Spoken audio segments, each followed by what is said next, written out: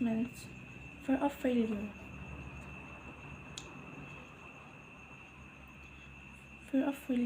of my family. The individual felt pressure from my family to maintain high grades and achieve that. Fear of rejection, family. The food rejection, my family's opinions and suggestions, feeling their input was not valued. The introduced solution was to communicate respectfully. Fear of rejection, friends. This led to feeling out of place and disengage or consider suggestions carefully before proposing them. Vision of statement. Knowing your weakness, think of what will be your new perspective. Ang pagpapatay ng negosyo ay hindi ito biro at handang maging tagumpay at hindi kakayahang mapalago dahil dadaan pa ito sa mentorship at mailapag sa network, naging inspirasyon at sa ibang negosyante. Mission in life and your career. Patukoy ng mga lakas. Kakayahan mag-isip ng mga makabagong solusyon at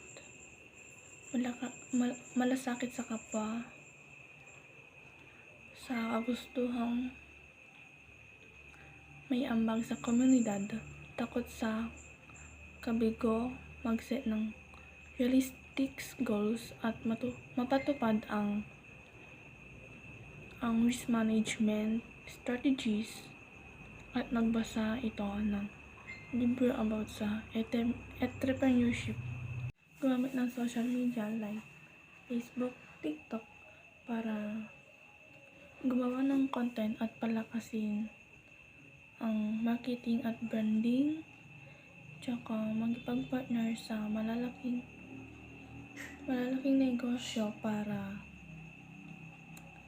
palakasin ang iyong customer reach at mag-focus sa customer service at target ang marketing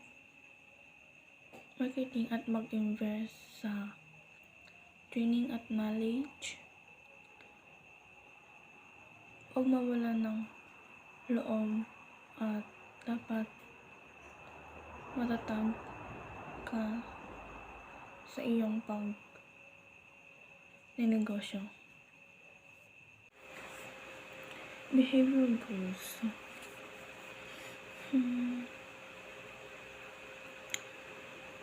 Behavioral goals having to have a clear vision what will be general activities, prestation goal, gain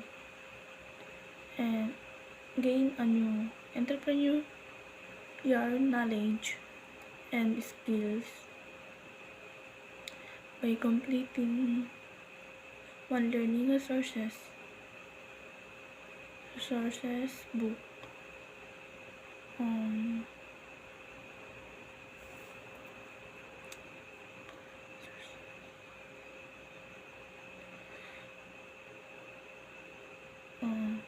Seminar. The solution is process, leadership, communication, problem solving, time management, and resilience and adaptability. And SMART goals: specific, measurable, achievable, relevant, time, and loved.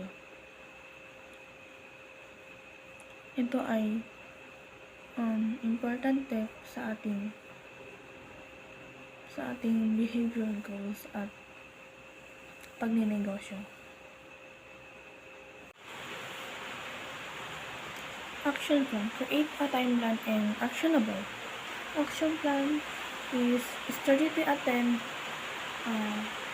leadership webinars or workshops, send monthly reflection time to review and leadership progress.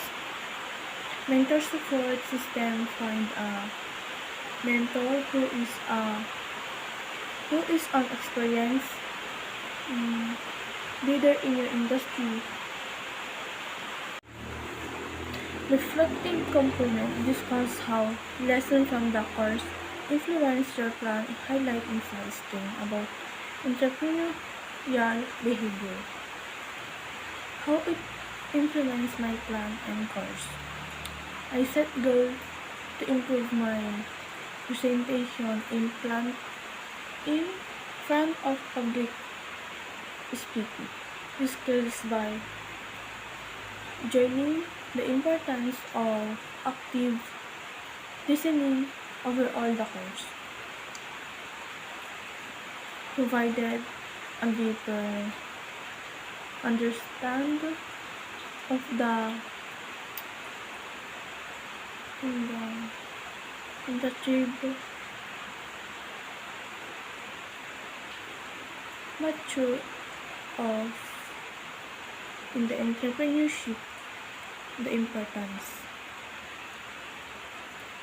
Staying focused while embracing both